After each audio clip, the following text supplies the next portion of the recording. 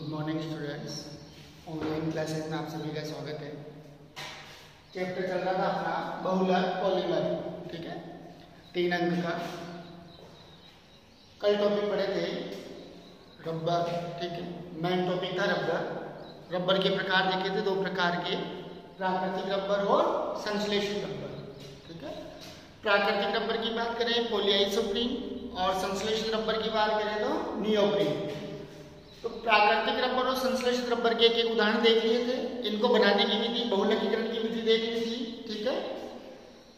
फिर बात कर रहे थे वहां पर रबर के वल्कनीकरण की, ठीक है। जो प्राकृतिक रबर है उसके भौतिक प्रत्यास्थता कम होगी, तो उसके भौतिक गुणों में सुधार करने के लिए कौन सी प्रक्रिया को अपनाएंगे? रबर के वल्कनीकरण की प्रक्रिया।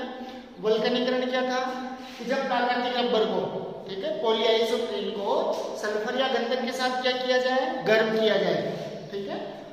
तो जब प्राकृतिक रबर को सल्फर या गंधक के साथ गर्म करते हैं तो सल्फर बहुलक श्रृंखलाओं के बीच में किसका निर्माण कर रहा था? तिर्यक बंध का, ठीक है। तिर्यक बंध के कारण प्रत्यास्थता क्या हो रही थी? बढ़ रही थी। भौतिक गुणों में क्या हो रहा था? सुधार हो रहा था, ठीक है। तो ये प्रक्रिया क्या कहला रही थी? रबर का वल्कनीकरण। फिर बात करें संश्लेषित रबर के और उदाहरणों की, ठीक है। फर्स्ट उदाहरण तो देख लिया था, नियोप्रीन बनाने की विधि भी देख ली थी। नेक्स्ट एग्जांपल्स की बात करें पॉलीआइसोब्यूटाइलीन। संश्लेषित रबर का अगला उदाहरण देखें पॉलीआइसोब्यूटाइलीन, पीआईबी, पॉलीआइसोब्यूटाइलीन। पॉलीआइसोब्यूटाइलीन यानी एक लगी क्या होगी? आइसोब्यूटाइलीन, आइसोब्यूटाइलीन। आइसोब्यूटाइलीन का यदि बहुलकीकरण किया जाए, ठीक है, आइसोब्यूटाइलीन की अनेक एकलकीकरणियां आपस में जुड़कर किसका निर्माण करेगी? पॉलीआइसोब्यूटाइलीन का, ठीक है। फिर बात करें पीआईबी एकमात्र ऐसा बहुलक है जो हवा के लिए अवैध होता है, ठीक है, यानी इसमें से हवा बाहर नहीं निकल सकती, ठीक है। जितनी भी बास्केटबॉल गेम्स वगैरह, ठीक है, टायर, बास्केटबॉल, ठीक है, इनकी जो आंतरिक संरचना, इनकी जो आंतरिक परत है, ठीक है, वो किसके द्वारा निर्मित होती है? पीआईबी के द्वारा। क्योंकि पीआईबी पॉलीआइसोब्यूटाइलीन हवा के लिए क्या होता है? अभेद होता है, ठीक है। इसलिए जो भी बॉल वगैरह बनाई जाएगी, ठीक है, बास्केटबॉल, वॉलीबॉल, टायर, इनकी आंतरिक संरचना, इनकी जो आंतरिक लेयर होगी, आंतरिक परत होगी, वो किसके द्वारा निर्मित होगी? पीआईबी के द्वारा निर्मित होगी, ठीक है। और इसे चिपकाने वाले पदार्थ बनाने में भी प्रयुक्त किया जाता है। जैसे फेविक्विक की बात करें, ठीक है, वहां पर भी किसको यूज में ले सकते हैं? पीआईबी को, पॉलीआइसोब्यूटाइलीन को। बनाने की विधि की बात करें तो आइसोब्यूटाइलीन की कितनी इकाइयां? n इकाइयां, अनेक एकल इकाइयां। बहुलकीकरण के द्वारा किसका निर्माण कर देगी? पीआईबी का, पॉलीआइसोब्यूटाइलीन। डबल बॉन्ड था, पाई बंध है, दुर्बल है, पाई बंध टूटेगा और अनेक एकल इकाइयां इसमें जुड़ती जाएगी एक सीधी श्रृंखला में, ठीक है। तो आइसोब्यूटाइलीन के बहुलकीकरण के द्वारा किसका निर्माण कर सकते हैं? पॉलीआइसोब्यूटाइलीन का। उपयोग के लिए क्या कह सकते हैं? चिपकाने वाले पदार्थ में किसका प्रयोग किया जाएगा? ठीक है, हवा के लिए अवैध है, ठीक है, इसलिए बास्केटबॉल, वॉलीबॉल, टायर आदि की आंतरिक संरचना में आंतरिक परत बनाने में किसका प्रयोग करेंगे? पीआईबी का। नेक्स्ट उदाहरण देखें, अगला उदाहरण पॉलीब्यूटाडाइलीन। ब्यूटानी 4 कार्बन, डाइलीन यानी डबल बॉन्ड। पॉलीब्यूटाडाइलीन की एक लकीर की बात करेंगे तो क्या हो जाएगी? ब्यूटाडाइलीन, ठीक है। तो ब्यूटाडाइलीन के बहुलकीकरण के द्वारा किसका निर्माण कर देंगे? पॉलीब्यूटाडाइलीन का। फॉर्मूला देखें CH2 double bond CH, CH double bond CH2।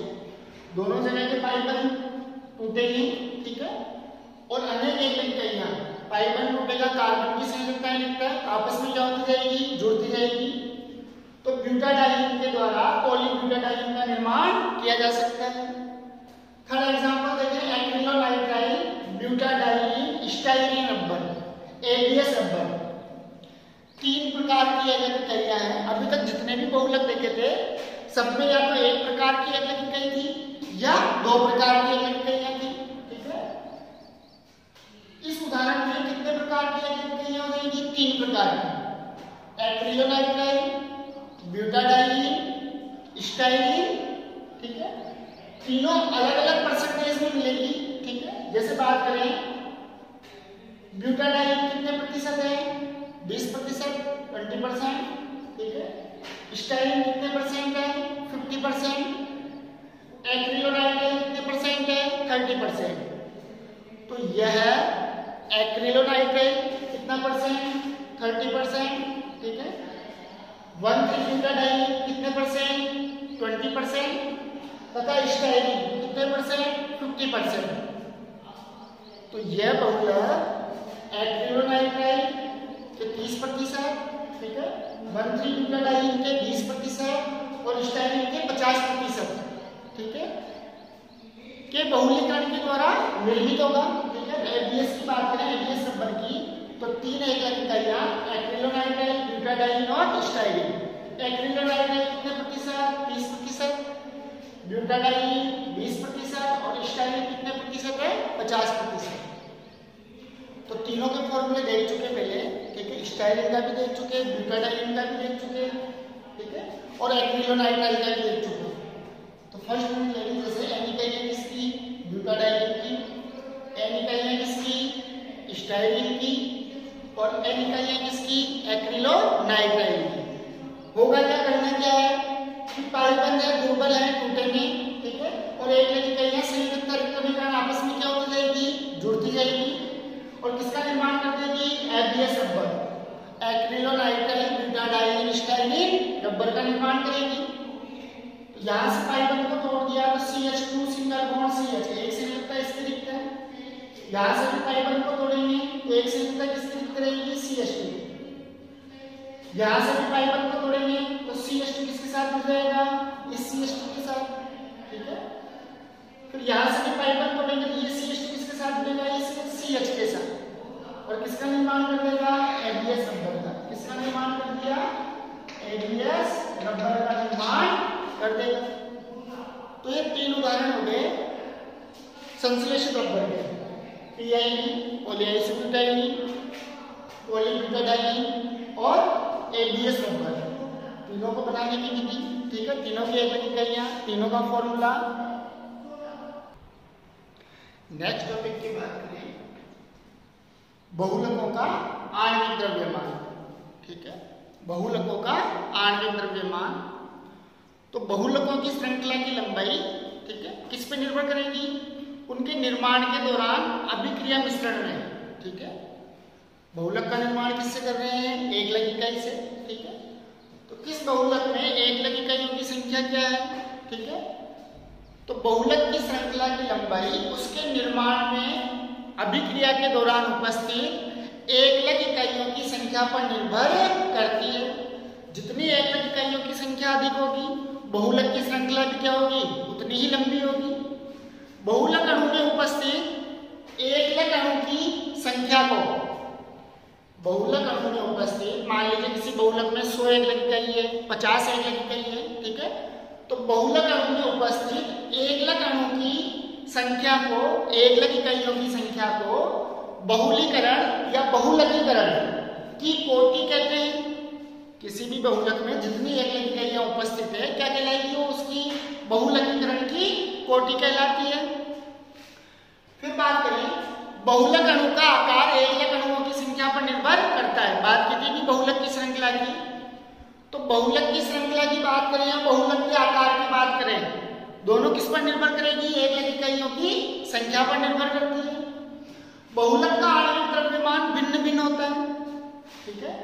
प्रत्येक बहुलक के लिए आणविक द्रव्यमान की बात करेंगे, अणुभार की बात करेंगे, मॉलिक्यूलर मास की बात करेंगे। तो प्रत्येक बहुलक के लिए आणविक द्रव्यमान कैसा होगा, भिन्न भिन्न होगा। इसलिए इनका आणविक द्रव्यमान सदैव किसके रूप में ज्ञात करेंगे, औसत के रूप में। पूर्ण रूप से निश्चित मान ज्ञात नहीं किया जा सकता है। इनका आणविक द्रव्यमान हमेशा किसमें ज्ञात करेंगे, औसत के रूप में, ठीक है। तो इनका आणविक द्रव्यमान औसत के रूप में व्यक्त किया जाता है। बहुलकों के आणविक द्रव्यमान की रासायनिक तथा भौतिक विधियां अलग अलग विधियों के द्वारा ज्ञात किया जा सकता है, रासायनिक विधियों के द्वारा या भौतिक विधियों के द्वारा। सिलेबस की बात करें तो यहाँ 2 प्रकार की विधियां दी हुई है आणविक द्रव्यमान ज्ञात करने के लिए। तो बहुलकों के के औसत अनुभार या आणविक द्रव्यमान को दो प्रकार से ज्ञात कर सकते हैं, संख्या औसत अनुभार और भार औसत अनुभार। संख्या औसत अनुभार को किससे रिप्रेजेंट करेंगे, दर्शाया जाएगा mn बार से। m मॉलिक्यूलर वेट को बताता है, आणविक द्रव्यमान को बताता है, n किसको बताएगा, नंबर को। ठीक है, तो संख्या औसत अनुभार तो mn बार। फिर बात करें दूसरी विधि की, दूसरा मेथड की, भार औसत अनुभार। भार है, वेट है, तो इसको किससे रिप्रेजेंट करेंगे, दर्शाया जाएगा mw बार से। ठीक है, m क्या है, वही मॉलिक्यूलर वेट, w यानी वेट। ठीक है, तो दो टॉपिक पढ़ेंगे आणविक द्रव्यमान में, दो प्रकार से ज्ञात कर सकते हैं, mn बार संख्या औसत अनुभार और mw बार भार औसत अनुभार।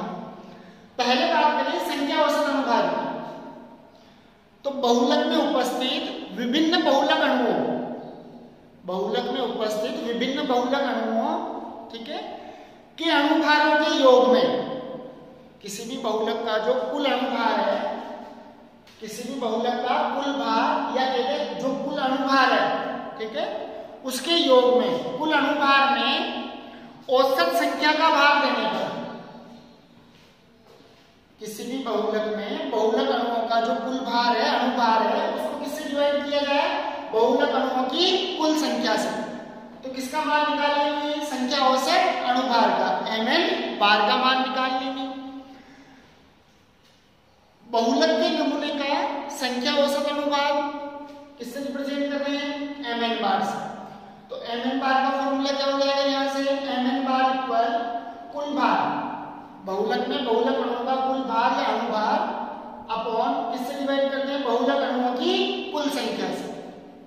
उदाहरण करके मान लो कोई भी बहुलक नमूना है, किसी भी बहुलक नमूने में n1 संख्या तथा m1 अणुभार वाले बहुलक में, मान लीजिए अलग अलग बहुलक के m1, ठीक है, n1 संख्या वाला बहुलक है, उसका अनुभार कितना है, m1। n2 संख्या वाला बहुलक है, उसका अनुभार कितना है, m2। n3 संख्या वाला बहुलक है, उसका अनुभार कितना है, m3। तो बहुलक नमूने में n1 संख्या m1 अनुभार वाले, n2 संख्या m2 अनुभार वाले तथा n3 संख्या m3 अनुभार वाले बहुलक अणु उपस्थित हो, तो यहां से सपोज कर रहे हैं, मान लें किसी भी बहुलक नमूने में, मान लो बहुलक अणुओं की कुल संख्या कितनी है, 3, n1 n2 और n3। n1 का अनुभार कितना है, m1, n2 का अनुभार कितना है, m2 और n3 का अनुभार कितना है, m3। हो सकता है और भी संख्या ज्यादा हो, n4 n5 n6 इन्फिनिटी अनंत तक चले। ठीक है, तो यहां से मानेंगे बहुलक नमूने में n1 संख्या वाले को m1 अनुभार, n2 संख्या वाले बहुलक का m2 अनुभार, n3 संख्या वाले बहुलक का m3 अनुभार। यदि बहुलक अणुओं का कुल भार देखें, बहुलक अणुओं का कुल भार की बात करें, बहुलक अणुओं के, तो कुल भार कितना है, w किसके बराबर होगा, w1 plus w2 plus w3। बहुलक के नमूने कितने हैं, 3 है, एक का भार w1 है, एक का w2 है और एक का w3 है। यदि तीनों बहुलक नमूनों का भार जोड़ा जाए तो किसका भार अज्ञात हो जाएगा, बहुलक का कुल भार। तो w के लिए फॉर्मूला क्या आ जाएगा, w equal w1 plus w2 plus w3। फिर बात करें बहुलक अणुओं की कुल संख्या, मान लो 3 प्रकार के बहुलक नमूने, एक की संख्या कितनी है, n1, दूसरे की n2 और तीसरे की n3। तो तीनों संख्याओं का योग कर दिया जाए, n1 plus n2 plus n3, तो ये किसका बहुलक अणुओं की क्या आ जाएगी, कुल संख्या क्या हो जाएगी। फिर बात करें mn बार के फॉर्मूले की, ठीक है, फॉर्मूले के अकॉर्डिंग देखेंगे। ठीक है, कुल भार की बात करेंगे बहुलक के, तो w बराबर w1 plus w2 plus w3। बहुलक अणुओं की कुल संख्या की बात करेंगे तो n1 plus n2 plus n3। अब यहाँ भार की बात कर रहे हैं w की, ठीक है, तो w के लिए क्या फॉर्मूला लिख सकते हैं, 11th में पढ़ा था मोल के लिए, मोल बराबर क्या था, दिया गया भार बटा अणुभार, यानी n equal w upon mw, या यहाँ जिससे रिप्रेजेंट कर रहे हैं मॉलिक्यूलर वेट को, अणुभार को कैपिटल M से, तो n बराबर w अपॉन m। तो w बराबर क्या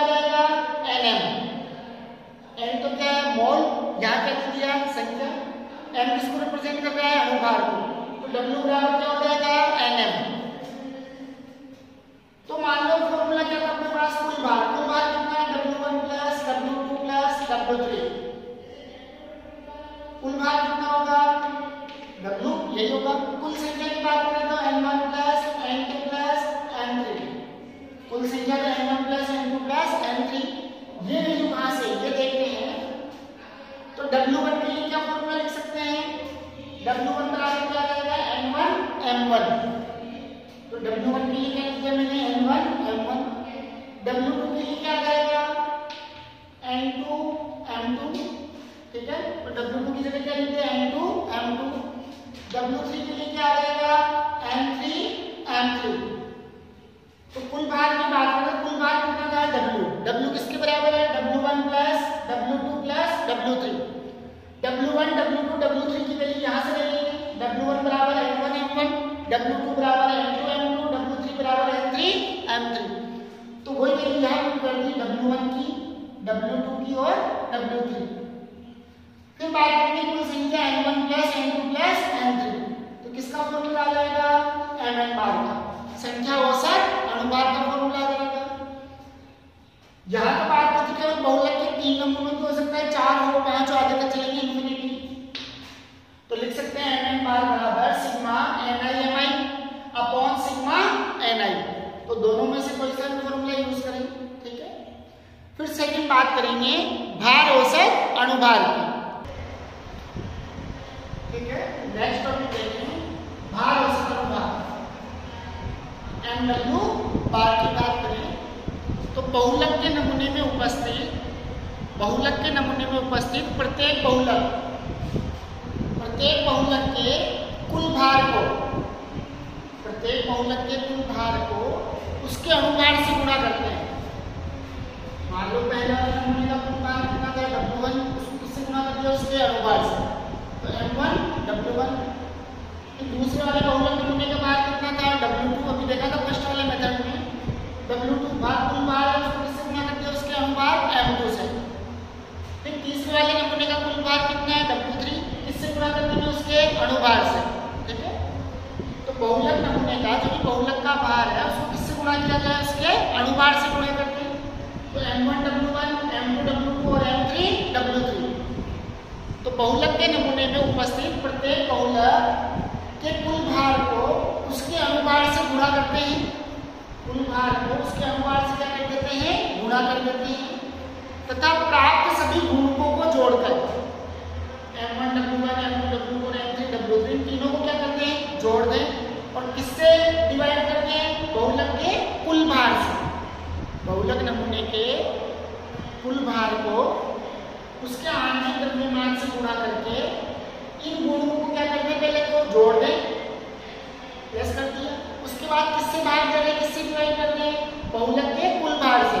कुल भार किसके बराबर होगा? W बराबर W1 प्लस W2 W3। कुल भार से डिवाइड कर दिया W से, W की वैल्यू रखते हैं W1 plus W2 plus W3। ठीक है, तो यहाँ फॉर्मूला आ जाएगा MW बार बराबर M1 W1 plus M2 W2 plus M3 W3। बहुलक के नमूनों के भार को अणुभार से गुणा किया और क्या कर दिया? इनको जोड़ दिया। उसके बाद किससे भाग दे दिया? कुल भार से, upon W1 plus W2 plus W3। फिर बात करें W1 W2 W3 की वैल्यू की। अभी देखा था इनका मान कितना आया था? मोल के फॉर्मूले से N बराबर W अपॉन M। ठीक है, तो W बराबर कितना आ जाएगा? NN। W1 के लिए बात करें तो W1 बराबर N1 M1, W2 बराबर N2 M2, W3 बराबर N3 M3। ठीक है, वही वैल्यू यहाँ रखते हैं। W1 की वैल्यू कितनी रखी? N1 M1। तो M1 पहले था तो क्या हो जाएगा? N1 M1 का स्क्वायर। फिर यहाँ W2 की वैल्यू रखेंगे कितनी? N2 M2। एक M2 पहले है तो N2 M2 का स्क्वायर। W3 के रखेंगे तो N3 M3 स्क्वायर। W1 की वैल्यू नीचे रखते हैं M1 M1, W2 की N2 M2, W3 की M3 M3। ठीक है, ये फॉर्मूला रहेगा आपके भार औसत अणुभार का। शॉर्ट में लिखना चाहे तो MW बार बराबर सिग्मा Ni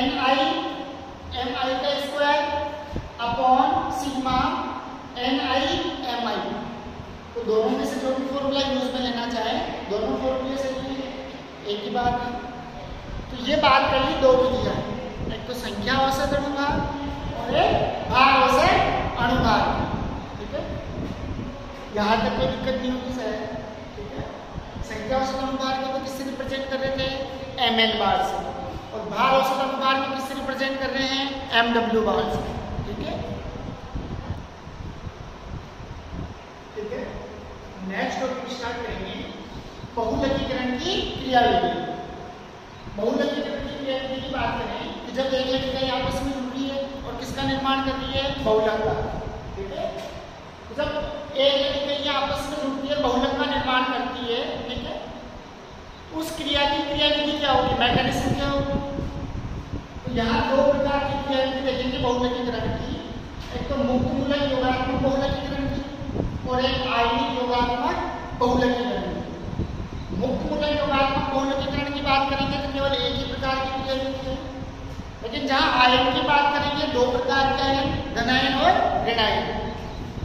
तो मुक्त मूलक योगात्मक बहुलकीकरण केवल एक प्रकार की क्रियाविधि, आयनिक योगात्मक बहुलकीकरण कितने प्रकार की पड़ेंगे? फिर दो प्रकार की, एक तो धनायनिक बहुलकीकरण और एक ऋणायनिक बहुलकीकरण।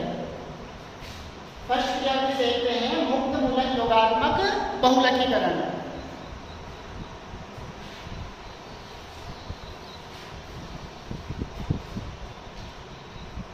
मुक्त मूलक योगात्मक बहुलकीकरण की बात करते हैं तो योगात्मक बहुलकों के पढ़े थे, योगात्मक बहुलक और संगणन बहुलक। ठीक है, तो योगात्मक बहुलकों के बहुलकीकरण की अभिक्रिया, ठीक है, किसके द्वारा पूर्ण होगी? मुक्त मूलक क्रियाविधि के द्वारा, यानी मुक्त मूलक के द्वारा स्टार्ट होगी, पूर्ण होगी। तो योगात्मक बहुलकों के बहुलकीकरण की अभिक्रिया मुक्त मूलक क्रियाविधि द्वारा पूर्ण होती है। एल्कीन या डाइएन, यानी डबल बॉन्ड वाला जो भी, चाहे एल्कीन की बात करें या डाइएन, दो डबल बॉन्ड उपस्थित हो, तो एल्कीन या डाइएन के बहुलकीकरण अभिक्रिया को मुक्त मूलक द्वारा समझाया जा सकता है। इसी का उदाहरण लेंगे एल्कीन का ही। एल्कीन के उदाहरण से ही किसको स्पष्ट करेंगे? मुक्त मूलक योगात्मक क्रियाविधि को। ठीक है, मुक्त मूलक अभिक्रिया मुक्त मूलक जनक बेंजोइक पेरोक्साइड के रूप में पूर्ण होती है। ठीक है, ठीक है। मुक्त मूलक क्रियाविधि की बात करेंगे तो मुक्त मूलक क्रियाविधि में आप जनक किसके रूप में ले रहे हैं? अलग अलग भी ले सकते हैं। यहाँ एग्जाम्पल देखते हैं किसके द्वारा मुक्त मूलक क्रियाविधि का जनक कौन है? Benzoic peroxide. फॉर्मूले की बात करेंगे C6H5 COOCO6H5 बेंजोइक पेरोक्साइड। और एक नंबर में फॉर्मूला पूछा भी गया है, बेंजोइक पेरोक्साइड का फॉर्मूला क्या होगा?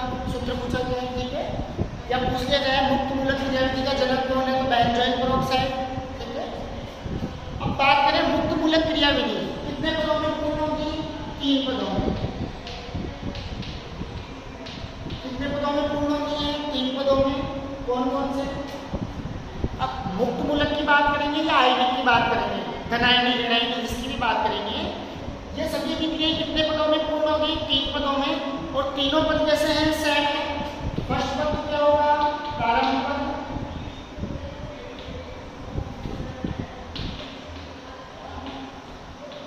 प्रारंभिक पद भी कह सकते हैं। दूसरा संचरण पद और तीसरा समापन पद। प्रारंभिक पद, संचरण पद और समापन पद। अभिक्रिया प्रारंभ होगी, अभिक्रिया में कार्बन की श्रृंखला बढ़ेगी। ठीक है, जो भी उत्पाद बन रहा है लगातार कार्बन की संख्या में क्या होती जाएगी? वृद्धि होती जाएगी। और लास्ट में क्या करते जाएगा? अभिक्रिया का समापन।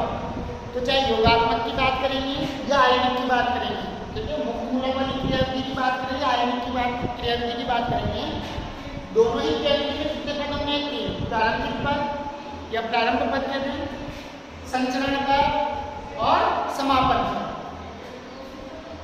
प्रारंभिक पद है, ठीक है, जनक कौन है? Benzoic peroxide. ठीक है, तो प्रारंभिक पद में अभिकारक के रूप में कौन भाग लेगा? Benzoic peroxide.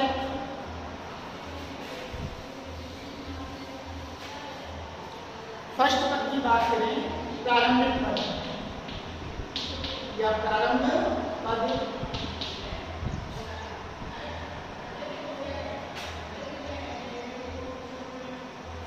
प्रारंभिक पद।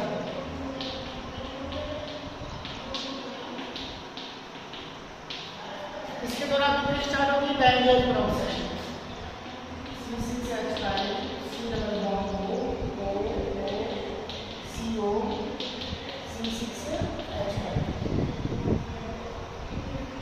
प्रारंभिक पद में किसके द्वारा विक्रिया करना है? Benzoic peroxide. दोनों ऑप्शन के यहाँ से बंध टूटे।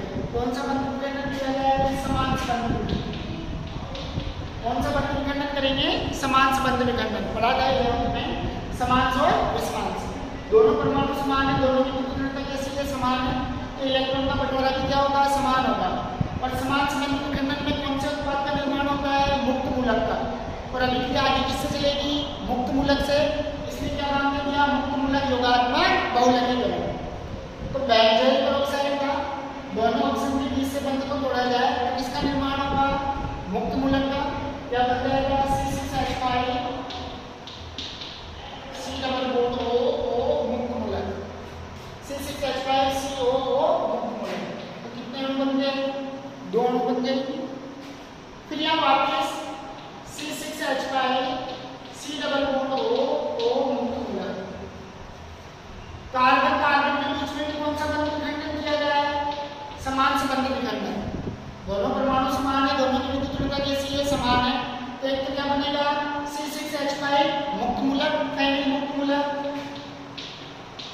C6H5 मुक्त मूलक, फेनिल मुक्त मूलक। एक क्या था आपके पास? C double bond O। यही था। बंध विखंडन करने से ऑक्सीजन के पास तो पहले क्या था? मुक्त इलेक्ट्रॉन। अब किसके पास आ गया? कार्बन के पास भी क्या आ गया? मुक्त इलेक्ट्रॉन। तो ये कार्बन और ऑक्सीजन दोनों आपस में किसका निर्माण कर लेंगे? बंध का। यानी किसका अणु बाहर निकल जाएगा? CO2 का। तो 2 अणु बन गए। तो किसका बना? फेनिल मुक्त मूलक C6H5, ठीक है, फेनिल मुक्त मूलक। और एक किसका बन जाएगा? CO2 carbon dioxide. सेकंड बात करेंगे संचरण पद। संचरण पद, ठीक है। अभिक्रिया क्रियाविधि क्या की? मुक्त मूलक योगात्मक बहुलकीकरण। किसका निर्माण कर लिया? मुक्त मूलक का। आगे अभिक्रिया किससे चलेगी? सुचारू रूप से मुक्त मूलक से। तो संचरण पद में फेनिल मुक्त मूलक का, ठीक है, फेनिल मुक्त मूलक किससे क्रिया करे? एल्कीन से। मान लीजिए 2 कार्बन की रहेगी CH2 डबल बॉन्ड CH2। अब इस एल्कीन में भी समान संबंध विखंडन करें तो इसका मुक्त इलेक्ट्रॉन इस कार्बन के पास, इस कार्बन का इलेक्ट्रॉन इसके पास। तो क्या कंडीशन बनती है? C6H5, ठीक है, मुक्त मूलक, CH2 सिंगल बॉन्ड CH2। एक मुक्त इलेक्ट्रॉन इसके पास है, एक मुक्त इलेक्ट्रॉन इसके पास है। तो ये कार्बन कार्बन अपने एक मुक्त इलेक्ट्रॉन से किसका निर्माण करेंगे? सिग्मा बंध का, एकल बंध का, ठीक है। और पीछे वाले कार्बन का एक इलेक्ट्रॉन क्या रहेगा? मुक्त। यानी ये कैसा है? मुक्त मूलक है। तो इस मुक्त मूलक की क्रिया आगे और एल्कीन से करवा दें। C6H5 CH2 मुक्त मूलक। इसकी क्रिया वापस किससे करवाएं? एल्कीन से। CH2 double bond CH2। वही पहले बंध को तोड़े, समान संबंध विखंडन। इसका एक मुक्त इलेक्ट्रॉन इस कार्बन के पास, इस कार्बन का मुक्त इलेक्ट्रॉन इसके पास। क्या कंडीशन बनेगी? क्या उत्पाद बनेगा? C6H5 CH2 मुक्त मूलक। देखिए ये वाला अंतर रखता मुक्त मूलक का। जहां काम करेंगे तो CH2 सिंगल बॉन्ड CH2, एक मुक्त इलेक्ट्रॉन इसके पास और एक मुक्त इलेक्ट्रॉन इसके पास। अब ये अपने दोनों मुक्त इलेक्ट्रॉन से किसका निर्माण कर देंगे? वापस सिग्मा बंध का। किसका निर्माण कर देंगे? वापस सिग्मा बंध का। इस मुक्त मूलक की जैसे जैसे एल्कीन से क्रिया करवाई जाएगी, इसमें लगातार कार्बन की क्या होती जाएगी? वृद्धि होती जाएगी। कितने कार्बन की होती है? 2 कार्बन।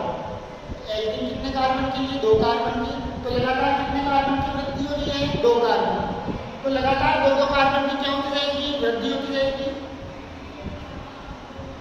तो यहाँ लिख सकते हैं, मान लो क्या लगा दिया? यहाँ पर N लगा दिया। क्या लगा दिया? N। यहाँ पर क्या लगा दिया? इसके ऑल है। हो सकता है 10 ले 99 ले, ठीक है। तो कितने अणु लिए थे n, तो लगातार कितने अणु की वृद्धि होती जाएगी, n अणु जुड़ जाएंगे। बात करें तीसरा पद समापन पद,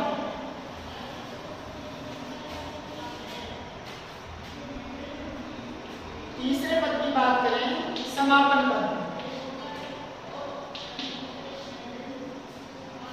यानी लगातार श्रृंखला क्या होती जा रही है, बढ़ती जा रही है, ठीक है। इस श्रृंखला की लंबाई को नियंत्रित किया जाए, रोका जाए, ठीक है। तो समापन पद में क्या करेंगे, दो अणु लेंगे इससे C6H5 CH2 CH2 का होल n CH2 मुक्त मूलक, दूसरा अणु लेंगे CH2 मुक्त मूलक CH2 C6H5,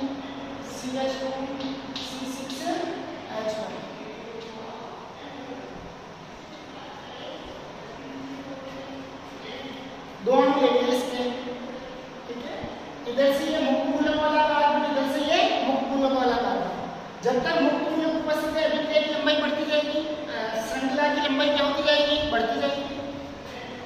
तो यदि दोनों मुक्त मूलक को एक दूसरे से क्रिया कर रही है, तो ये मुक्त मूलक इस कार्बन के पास भी जाए मुक्त इलेक्ट्रॉन, इस कार्बन के पास भी जाए मुक्त इलेक्ट्रॉन, तो दोनों अपने मुक्त इलेक्ट्रॉन से किसका निर्माण कर लेंगे, सिग्मा बंध का, ठीक है।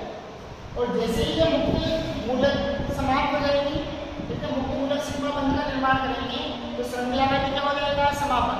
अब श्रृंखला की लंबाई नहीं बढ़ सकती, तो क्या बन जाएगी, C6H5 CH2 का होल n CH2, ठीक है। सिंगल बॉन्ड दोनों ने क्या कर लिया, सिग्मा बंध का निर्माण कर लिया, ठीक है। CH2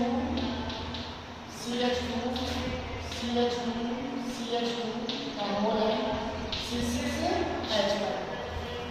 अब इस बहुलक की श्रृंखला की लंबाई नहीं बढ़ सकती, इस श्रृंखला का क्या कर दिया, समापन कर दिया, ठीक है। तो तीन प्रकार के पद हो गए, प्रारंभिक पद, संचरण पद और समापन पद। इसके बाद की मुक्त मूलक योगात्मक बहुलीकरण की क्रियाविधि की। कल बात करेंगे आयनिक योगात्मक बहुलीकरण की, दो प्रकार की, धनायनिक बहुलीकरण और ऋणायनिक बहुलीकरण, ठीक है।